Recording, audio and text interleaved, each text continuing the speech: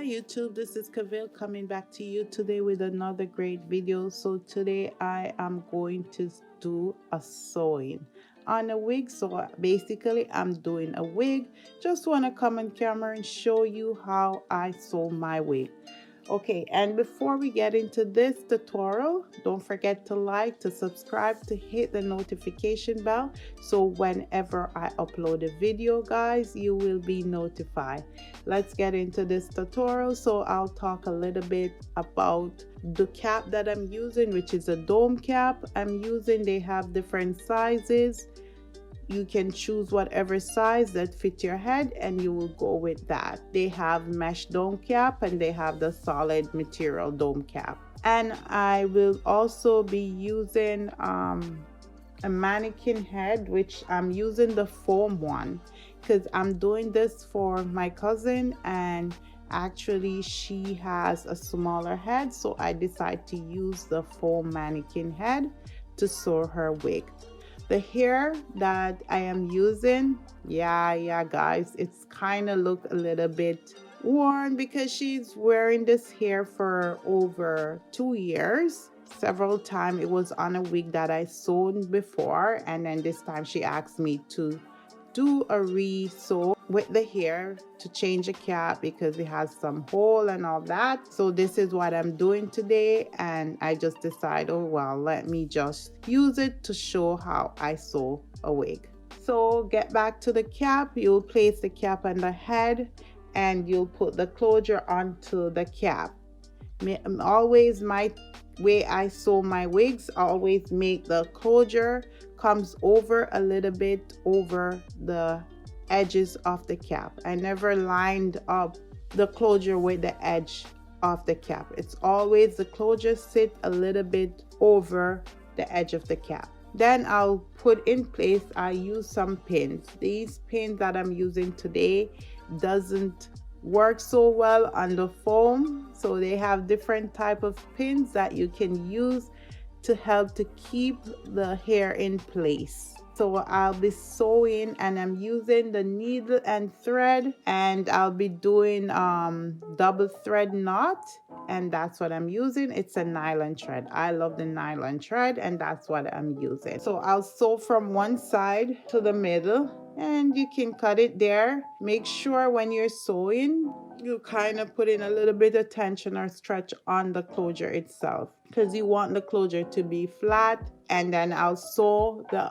other side to the middle and I'll cut. After I finish that, I'll be cutting the lace or the dome cap from under the closure. This will make sure when you cut the lace or the dome cap, you will, when you put that closure on the head, you will able to see the scalp through the closure. So never leave that cap underneath the closure. Always remember to cut it. Okay, so after doing that, I'm gonna start sewing the wig or the hair from the nape of this mannequin.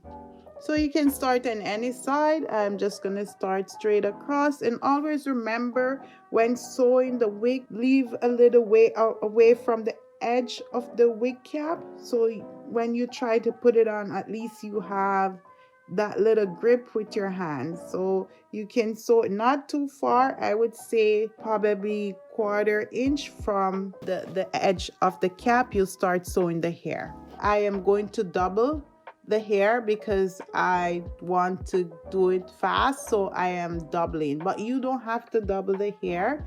You can just sew it single, right? It's gonna take a little bit more time, but you can do whatever you like. You can do it, or how much hair you working with, you can decide to choose if you want to double the back of the head or you want to just sew single. So I'll be sewing, I'm not cutting the hair, right? I am just gonna sew and bend the hair and go to the other side. Reason I am not cutting because sometimes you would not cut these web, it's just a little bit shady, so I am not gonna cut the hair. And in this case, when you don't cut the hair and you want to remove this hair and reuse it, it's much easier to actually get the bangles out, wash it, and all of that. This is why we don't cut our extension like that. We sew it across. So we continue. So this wig that I'm making is a side part, and my cousin wants center, but based on closure that I'm working with, we're not able to do a center, so I had to do side part. Okay, so you will close slow so the hair go right around. At the top of it, I am going to do singles, right? I am going to do singles at the top because I want the hair to lie flatter. So I am going to do singles at the top of the head. And always remember, you can do a little bit more hair on the side that's going to be the heavier side. So her hair is going to fall on the right, so I'll be doing a little bit more hair on that side to make it look a little bit more fuller than the other side. I was sewing and almost see, where I run out of hair. So always make sure you have enough hair. Reason why I did that, I thought I had some hair, right? Because I really see that I was running out of hair, and I thought I had some hair, but when I checked, it was not the same curl pattern. So I had to remove some of the hair from the back and single those and go to the top. So just be straight up, because people make everything seems like seamless, but you don't have to make everything look seamless for your video. So just let you know, good people, that's what happened. But I was able to finish this wig, and I love how it turns out. I know she's going to be happy with the job that I did. This is a finished product after putting the product into the hair, and I really love this hair. It bounced back really well.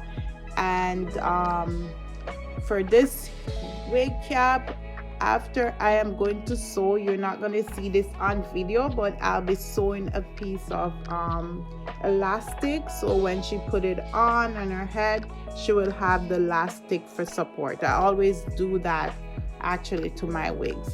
So guys, I hope you enjoy this video, watching me doing this tutorial on how I sew a wig, right? And I hope you will get something from it. If you wish to try, I hope I did help you to see something that you can, actually, if you're trying to sew a wig, will help you. So guys, thank you for watching, and I'll see you in my next video.